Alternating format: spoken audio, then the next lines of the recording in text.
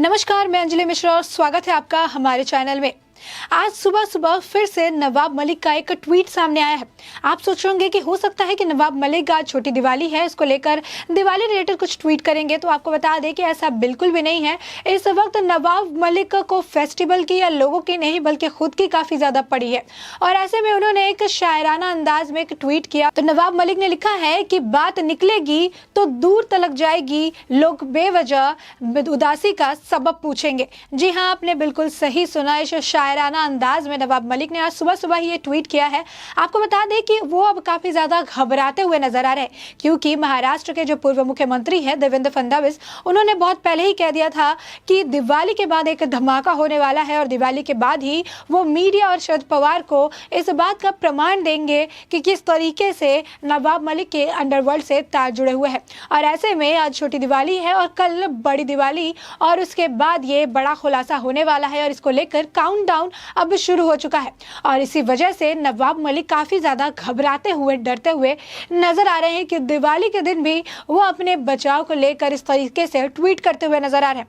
आपको बता दें कि आजकल वो अपनी बयानबाजी की वजह से सुर्खियों में तो है ही, लेकिन जिस तरीके से लोग उनकी बयानबाजी पर प्रतिक्रिया दे रहे हैं, इसको लेकर भी वो काफी ज्यादा सुर्खियों में बने हुए हैं। आपको बता दें कि उनके इस ट्वीट के बाद भारतीय जनता पार्टी के एक जो कार्यकर्ता है जिनका नाम मोहित भारतीय है, उन्होंने भी इस ट्वीट का जवाब दिया। उन्होंने लिखा कि बात निकली है तो दूर तलक तो जरूर जाएगी, आप डरिए मत, आप भागिए मत, आपने जितने भी पाप किए हैं सभी के सवाल पूछे जाएंगे और सभी का जवाब भी आपको देना पड़ेगा। साथ ही मोहित ने एक और आंकड़ा सामने रखा।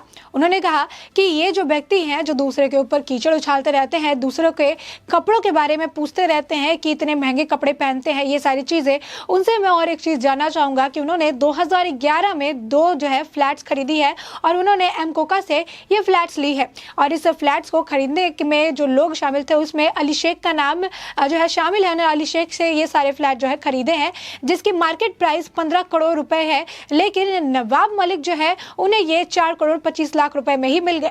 और इसी के साथ उन्हें बताया कि जिस व्यक्ति यानी अली शेख से उन्होंने खरीदा है वो एक डीजल डॉन है और साथ ही वो मर्डर केस में भी 2010 में जेल की हवा खा चुके हैं और साथ ही कई और मामले उनके ऊपर मतलब लगे हुए हैं। तो ऐसे में एक अपराधी के साथ उनका कनेक्शन है और वो दूसरे के ऊपर कीचड़ उछालते रहते हैं, दूसरे को जो है आपराधिक कनेक्शन ड्रग मामले में घसीटते हुए नजर आते हैं।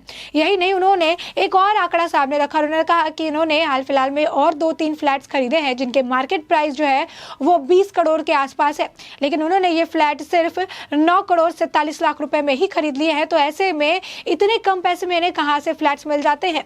आपको बता दें कि जहां पर एक तरफ ये बयानबाजी करके दूसरों को इस पूरे मुद्दे में फंसाते हुए नजर आ रहे हैं, खासकर वो बीजेपी कार्यकर्ताओं को इसमें घसीटते हुए नजर आ रहे हैं, बड़े बड़े नाम जो है वो बेबाकी से लेते हुए नजर आ रहे हैं, चाहे वो योगी आदित्यनाथ का नाम हो, चाहे वो देवेंद्र फडणवीस का नाम हो या फिर समीर वानखड़े, वो हर किसी को इसमें घसीटते हुए नजर आ रहे हैं। यही नहीं, उनके परिवार वालों को भी इसी पूरे मुद्दे में लेकर आ रहे हैं और इसको एक राजनीतिक मोड़ आप कह सकते हैं कि उन्होंने दे दिया है। ये ड्रग मामला आर्यन खान का मामला था, आर्यन खान से इसकी शुरुआत हुई थी, लेकिन नवाब मलिक ने समीर वानखड़े के ऊपर पहले वार करना शुरू किया और ये मामला समीर वानखड़े से होते हुए अब बीजेपी और महाराष्ट्र सरकार के बीच का मुद्दा बन चुका है। आपको बता दें कि इससे महाराष्ट्र सरकार और कांग्रेस को भी काफी ज्यादा नुकसान होता हुआ नजर आ रहा है, क्योंकि जिस तरीके से नवाब मलिक बयानबाजी कर रहे हैं और जहां पर एक मिली-जुली सरकार है, उनके लिए काफी ज्यादा हानिकारक साबित हो सकती है।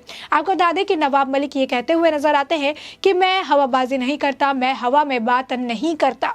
अगर देवेंद्र फडणवीस का ये कहना है कि उनके पास कोई बड़ा बम है जो वो दिवाली के बाद फोड़ने वाले हैं, तो मैं कहूंगा कि वो दिवाली से पहले ही लोगों को इस बात के बारे में पूरी जानकारी दे दे, क्योंकि मैं 62 साल से मुंबई में रह रहा हूं और अभी तक किसी ने भी इस मुद्दे को लेकर मेरे ऊपर उंगली नहीं उठाई। कोई भी ये बात नहीं कह सकता है कि मेरे अंडरवर्ल्ड के साथ कनेक्शन है, लेकिन उन्होंने अंडरवर्ल्ड या यूं कहे कि दाऊद से मेरा नाम जोड़ दिया। आपको बता दें कि इसी बात को लेकर जो है मोहित ने ने भी अपने ट्वीट में ये बात जो है साफ की। आपको बता दें, जिस अली शेख की बात हो रही है, 26/11 जो मामला सामने आया था उसमें भी अली शेख के हाथ होने की बात कही जा रही थी। और ऐसे में अली शेख से ही नवाब मलिक इस तरीके से इतने कम दामों में फ्लैट्स खरीदते हुए नजर आ रहे हैं। आप समझ सकते हैं कि 15 करोड़ रुपए जो फ्लैट बिकने चाहिए, जो मार्केट प्राइस 15 करोड़ है, उसे वो महज 4 करोड़ 20 लाख 25 लाख रुपए में खरीदते हुए नजर आते हैं। तो इतने कम प्राइस में देने के पीछे का कारण क्या है?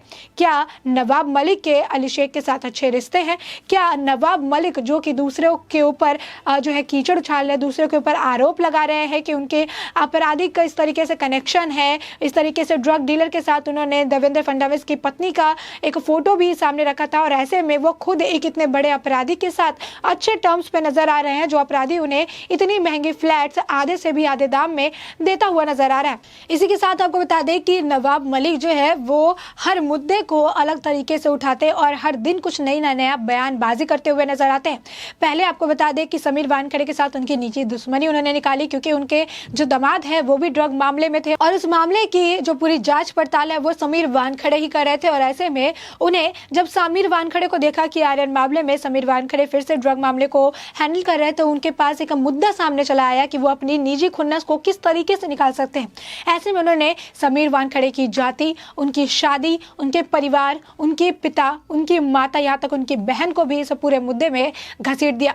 लेकिन समीर वानखेड़े चुपचाप जो है अपने तथ्यों को सामने रख के अपने आप को सही साबित करते हुए नजर आए।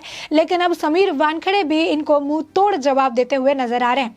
नवाब मलिक को लगा था कि मैं अपनी बयानबाजी करके बच जाऊंगा, लेकिन अब इस वक्त जो माहौल है वो ऐसा माहौल बन चुका है कि वो अपनी बयानबाजी की वजह से ही काफी ज्यादा फंसते हुए नजर आ रहे हैं। अब नवाब मलिक की बयानबाजी ही उन्हें मुश्किलों में डालती हुई नजर आ रही है। जिस तरीके से इन्होंने बयानबाजी देनी शुरू करी थी, वो आर्यन खान का मुद्दा अब नवाब मलिक का मुद्दा बन चुका है, और इनके जितने भी कच्चे चिट्ठे हैं वो सामने नजर आ रहे हैं। और जो लोग भी इन पर काफी ज्यादा जो है प्रतिक्रिया देते हुए नजर आ रहे हैं। लोग भी समीर वानखेड़े का समर्थन करते हुए नजर आ रहे हैं, जहां पर एक तरफ नवाब मलिक ने सारे मामले को फर्जीवाड़ा बताया, आर्यन के मामले को फर्जीवाड़ा बताया, अपने दामाद के मामले को फर्जीवाड़ा बताया था। अब ऐसे में फिर से नवाब मलिक अपनी ही बयानबाजी में घिरते हुए नजर आ रहे हैं और लोगों के निशाने पर नजर आ रहे हैं। उनका एक बयान जो है उनके लिए ही भूचाल खड़ा करता हुआ नजर आ रहा है, और एक के बाद एक उनके ही तार अलग अलग लोगों से जोड़े जा रहे हैं। चाहे बात दाऊद इब्राहिम की हो, चाहे बात अंडरवर्ल्ड से की जा रही हो, या फिर बात किसी और ड्रग डीलर या फिर 26/11 में शामिल किसी माफिया से की जा रही हो। अब इस तरीके से उनके कनेक्शन सामने आ रहे हैं। आप समझ सकते हैं कि महाराष्ट्र में मंत्री पद पर विराजमान एक मंत्री का इस तरीके से औरतों का अपमान करना, इस तरीके से आपत्तिजनक टिप्पणी करना और इस तरीके से दूसरों के ऊपर आपराधिक आरोप लगाना कितना दुर्भाग्यपूर्ण है।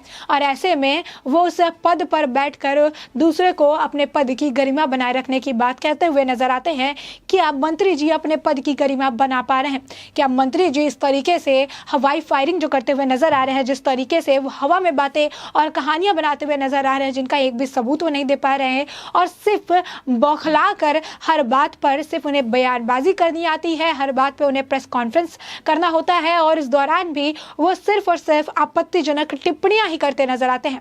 यही नहीं, वो एक महाराष्ट्र के पूर्व मुख्यमंत्री की पत्नी को भी इस मामले में घसीटने से पहले एक बार नहीं सोचते हैं। तो ये है नवाब मलिक, जो कि हर वक्त इसी तरीके का एक नाटक रचते हैं। आपने वो कहावत सुनी होगी कि किसी बड़ी गलती को छुपाने के लिए उससे भी बड़ी गलती कर दो ताकि वो गलती छुप जाए, और बस यही पैटर्न जो है अब नवाब मलिक अपने तरह से करते हुए नजर आ रहे हैं। क्योंकि पहले ये पूरा मुद्दा आर्यन खान का मुद्दा था, मुंबई ड्रग केस जो है पूरा आर्यन खान का मुद्दा था, लेकिन आज के वक्त में ये एक राजनीतिक मुद्दा हो गया है। आज के वक्त में ये Maharashtra government versus BJP government हो चुका है, क्योंकि नवाब मलिक आए दिन बीजेपी के कई सारे बड़े जो नेता हैं उनके नाम लेते हुए नजर आते हैं, उन्हें इस पूरे मामले में घसीटते हुए नजर आते हैं, इसे एक बड़ा मुद्दा बनाते हुए नजर आते हैं।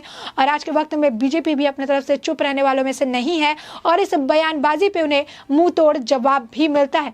तो जहां पर यह मुद्दा आर्यन खान का, बॉलीवुड का था, आज के वक्त में यह मुद्दा राजनीतिक हो चुका है। और इस वक्त अब सिर्फ नवाब मलिक की बयानबाजी की वजह से महाराष्ट्र की सरकार और कांग्रेस जो है, जो कि गठबंधन की सरकार है यहाँ पे, तो वो भी काफी ज्यादा परेशानी देखने के लिए मिल रही है। आपको बता दें कि जिस तरीके से नवाब मलिक अब खुन्नस खाए हुए हैं, साफ तौर पर उनके अंदर का जो डर है वो देखने के लिए मिल रहा है कि आज छोटी दिवाली के दिन सुबह सुबह ही उनका ट्वीट आता है और वो ट्वीट कुछ ऐसा ही कहता है कि बात निकली है तो दूर तलक जाएगी और लोग जो है वो उदासी का सबब पूछेंगे। तो आप समझ सकते हैं कि किस तरीके से अब नवाब मलिक के अंदर एक ये डर बैठा हुआ है कि आखिरकार दिवाली के बाद ऐसा कौन सा खुलासा होने वाला है, क्योंकि एक के बाद एक उनसे जुड़े हुए कई खुलासे हो रहे हैं, उनके परिवार से जुड़े हुए कई सारे खुलासे हो रहे हैं, उनकी बेनाम संपत्ति भी अब लोगों के सामने आती हुई नजर आ रही है। तो ऐसे में नवाब मलिक के लिए परेशानियां जो है वो बढ़ती हुई नजर आ रही है। अब आने वाले वक्त में नवाब मलिक से जुड़े हुए क्या सारे तथ्य सामने आते हैं ये तो आने वाले वक्त में साफ हो जाएंगे। तब तक के लिए नवाब मलिक पर आपकी क्या राय है, जिस तरीके से वो बयानबाजी करते हुए नजर आ रहे हैं, इस पर आपकी क्या राय है हमें कमेंट सेक्शन में कमेंट करके जरूर बताएं।